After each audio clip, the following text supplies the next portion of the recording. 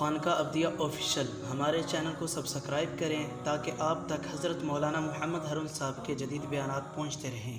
الحمد للہ وکفیٰ وسلام علی عبادہ الذین اصطفیٰ، اما بعد، اعوذ باللہ من الشیطان الرجیم، بسم اللہ الرحمن الرحیم، ان اللہ وملائکتہ یصلون علی النبی یا ایہا الذین آمنوا صلوا علیہ وسلموا تسلیما۔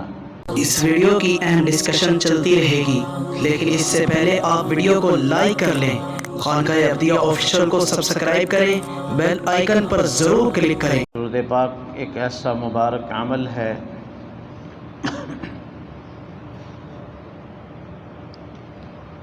اور ایک ایسی عبادت ہے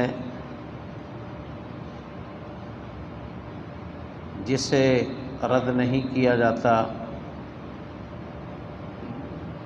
ہر حال میں اس کی قبولیت یقینی ہوتی ہے۔ جیسا کہ گزشتہ مجلس میں عرض کیا تھا، درود پاک حضور اقدس صلی اللہ علیہ وسلم کے لیے اللہ سے خصوصی رحمت کی التجا اور درخواست ہے۔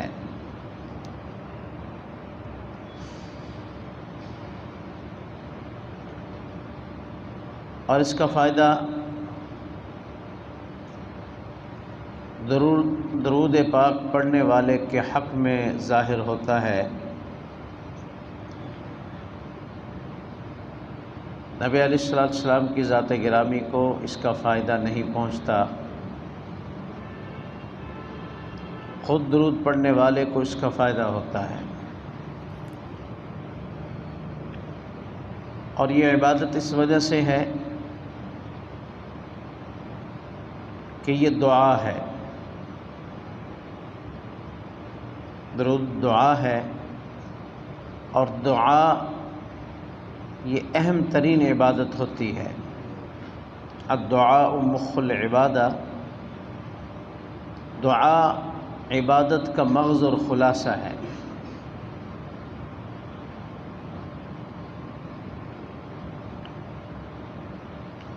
اور عبادت صرف ایک ذات واحد کے لیے مخصوص ہے، اسی کا حق ہے۔ اس لیے دعا کے اندر اپنی عاجزی، اپنی کمزوری کا اظہار ہوتا ہے، اور جس سے دعا کی جا رہی ہوتی ہے اس کی برتری، اس کی فوقیت، اس کی عزت کا اقرار اور اعتراف ہوتا ہے۔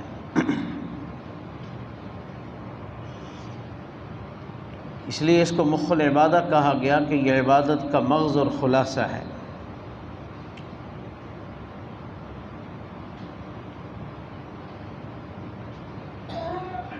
اور درود ایک ایسا مبارک عمل ہے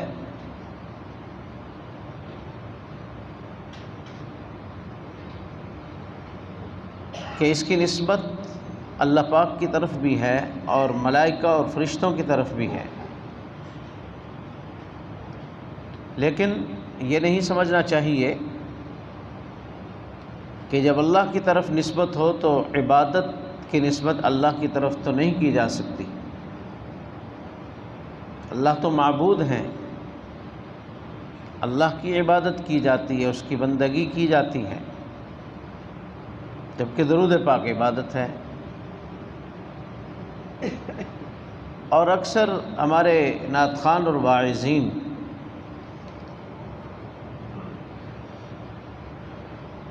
کم علمی کی وجہ سے، علم نہ ہونے کی وجہ سے وہ اس فرق کو نہیں سمجھا پاتے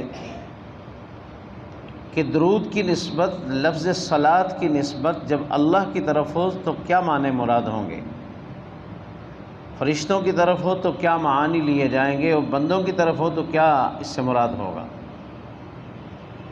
وہ عام طور پہ لوگوں کے سامنے یہ بات کر دیتے ہیں کہ درود ایک ایسی عبادت اور عمل ہے جس میں اللہ بھی شریک ہے۔ اللہ پاک تو عبادت نہیں کریں گے، اللہ تو خود معبود ہیں۔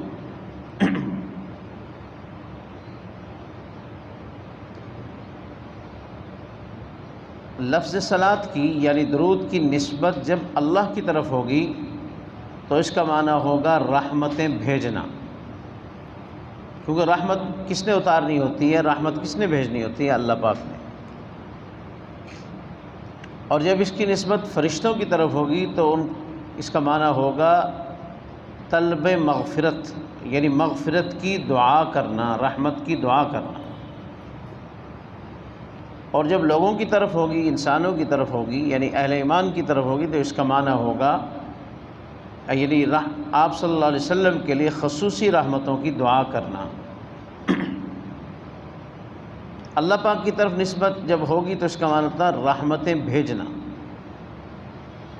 ان اللہ و ملائکتہ یصلون علی النبی کا معنی یہ بنا کہ بے شک اللہ پاک کی ذات گرامی نبی پاک صلی اللہ علیہ وسلم پر رحمتیں بھیجتے ہیں۔ اور ملائکہ کو بھی اللہ نے شامل کیا، ملائکہ آپ صلی اللہ علیہ وسلم کے لیے طلب مغفرت کرتے ہیں، مغفرت کی دعا کرتے ہیں۔ اور آگے حکم ہے لوگوں کو، یا ایھا الذین آمنوا صلوا علیہ وسلموا تسلیما، اے ایمان والو تم بھی ان پر رحمتوں کی دعا کرو اور ان پر سلام بھیجو۔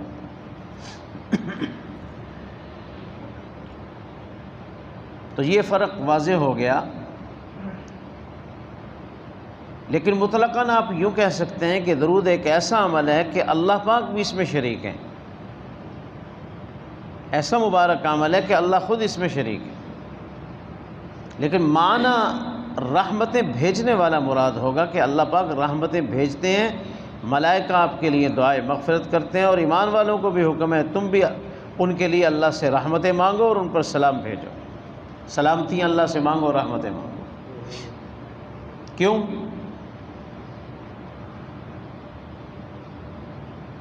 کیونکہ آپ حضور اقدس صلی اللہ علیہ وسلم کا اپنی امت پر حق ہے، کئی حق ہیں، حق اطاعت بھی رکھتے ہیں، حق محبت بھی رکھتے ہیں، اس محبت کا تقاضا ہے،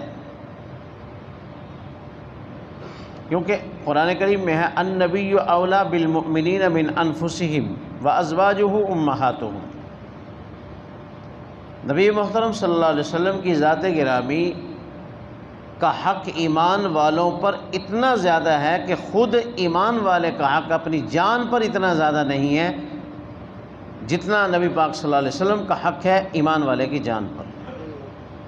قرآن پاک ہے، قصہ کہانی نہیں ہے۔ اگر اس میں شک کریں گے ہمارے ایمان میں شک ہوگا، ایمان میں شک ہو جائے گا۔ بات سمجھ میں نہ آئے یہ الگ بات ہے، لیکن اس کو شک کی نگاہ سے دیکھیں گے تو پھر ہمارا ایمان مشکوک ہوگا۔ قرآن پاک کو تو ہم شک کی نگاہ سے نہیں دیکھ سکتے، قرآن پاک کو، حدیث پاک کو، آپ صلی اللہ علیہ وسلم کی سنت کو اگر کم اہمیت کی نظر سے دیکھیں گے تو ہمارا ایمان مشکوک ہو جائے گا۔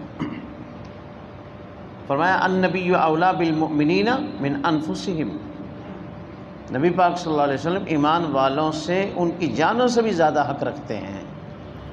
یہاں تو جانوں کا مسئلہ ہے، تو درود پاک پڑھنا اور رحمتوں کی دعائیں کرنا یہ تو کم درجے کی چیز ہے اس سے۔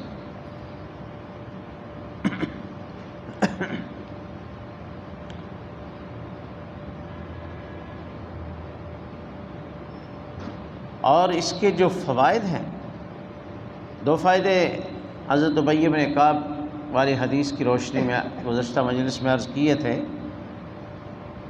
کہ انہوں نے، حدیث طویل ہے، خلاصہ کہ انہوں نے عرض کیا تھا کہ تمام مناجات کا وقت آپ کے درود کے لیے مقرر کرتا ہوں، تو نبی علیہ الصلوۃ والسلام نے ارشاد فرمایا تھا اذن تکفی ہمک ویغفر لک ذنبک، تیرے سارے مسئلے حل ہوں گے، تیرے سارے گناہ معاف ہوں گے۔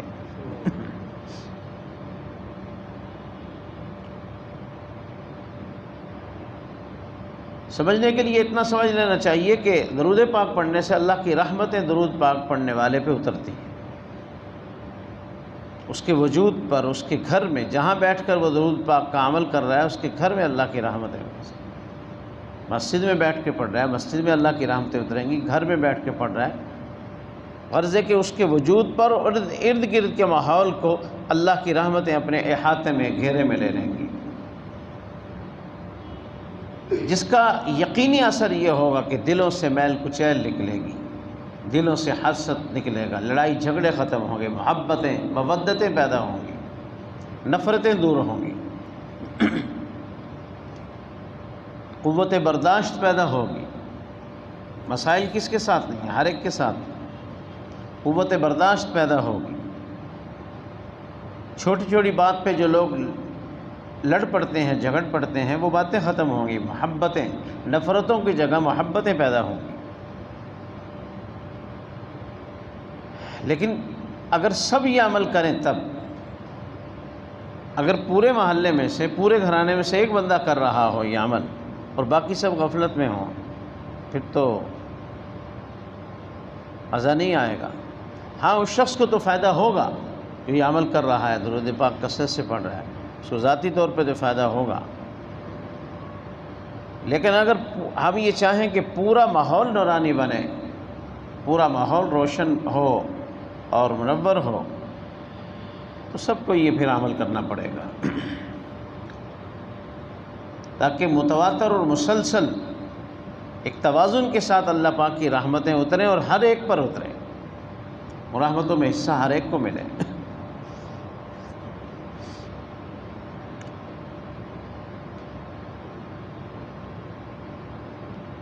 اور قیامت کے دن بات طویل ہو جائے گی، نماز کا وقت بھی ہے۔ قیامت کے دن، قیامت کا منظر سامنے لائیے، 1 منٹ کے لیے آپ عالم آخرت میں پہنچ جائیے اور یہ تصور کیجئے کہ سخت گرمی ہے، گھبراہٹ ہے، خوف کا عالم ہے، ہر انسان پریشان ہے اور اس کی آنکھیں کھلی کی کھلی ہیں پریشانی اور حیرانگی کے عالم میں۔ انسان سے انسان جڑا ہوا ہے، یعنی چہل قدمی کی بھی جگہ نہیں ہے کہ انسان تھوڑا سا ٹہل لے، بندے سے بندہ پریس سے جڑا ہوا ہے، سانس رکا ہوا ہے، گھبراہٹ، پیاس، گرمی، اور پھر یہ خوف کہ پتہ نہیں کیا ہوگا، میرے ساتھ کیا معاملہ ہوگا۔ تو وہاں 2 ہی چیزیں ہیں کہ جس سے محشر میں کھڑے ہوئے لوگوں کو حوصلہ ملے گا۔ ایک تو اللہ پاک کا عرش، اگر کسی کو وہ سایہ مل گیا، اور دوسرا نبی پاک صلی اللہ علیہ وسلم کا پڑوس، آپ کی ہمسائیگی کسی کو نصیب ہوگی تو حوصلہ ملے گا، وگرنہ تو کام خراب ہوگا۔ اور نبی علیہ السلام نے فرمایا کہ جو شخص مجھ پر کثرت سے درود پڑھے گا وہ قیامت والے دن میرے نزدیک ہوگا، میرے قریب ہوگا۔ جو کثرت سے محبت کے ساتھ مجھ پر درود پاک دنیا میں پڑھتا ہوگا، قیامت والے دن میرے قریب ہوگا۔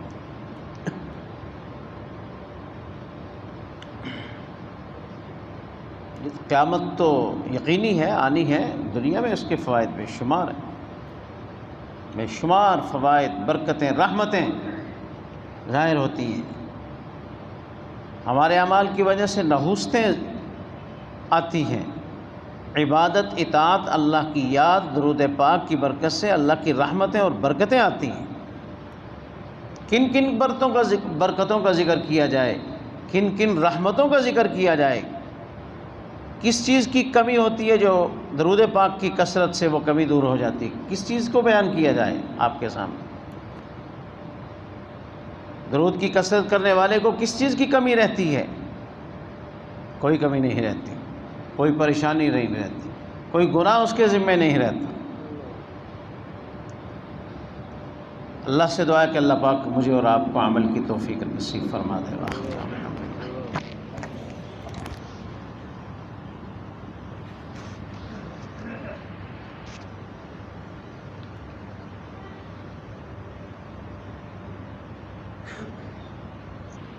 سبحانه ما أعظم شانه، تقدست صفاته وتباركت أسماؤه، جل عظمته ولا معبود غيره، نشهد أن لا إله إلا الله وحده لا شريك له، ونشهد أن سيدنا وحبيبنا ومولانا محمدًا عبده ورسوله صلى الله تعالى عليه وعلى آله وأصحابه وبارك وسلم تسليمًا كثيرًا كثيرًا.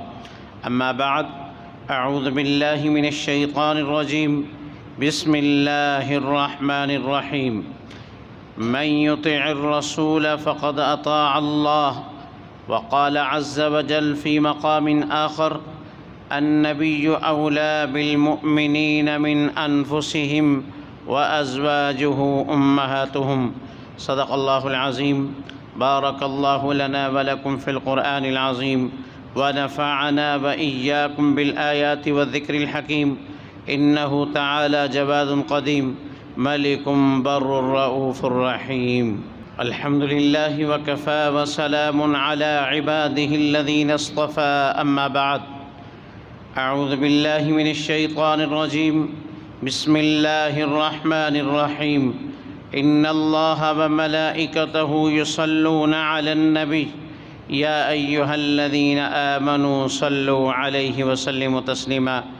اللهم صل على محمد وعلى آل محمد وبارك وسلم وصل عليه وصل على جميع الأنبياء والمرسلين وعلى سائر الصحابة والتابعين ومن تبعهم بإحسان إلى يوم الدين، لا سيما على الخلفاء الراشدين المهديين أبي بكر وعمر وعثمان وعلي رضوان الله عليهم أجمعين. اللهم انصر من نصر دين محمد صلى الله عليه وسلم.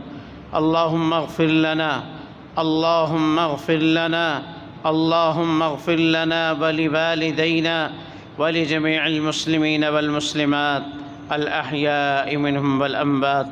ربنا تقبل منا إنك أنت السميع العليم، وتب علينا إنك أنت التواب الرحيم.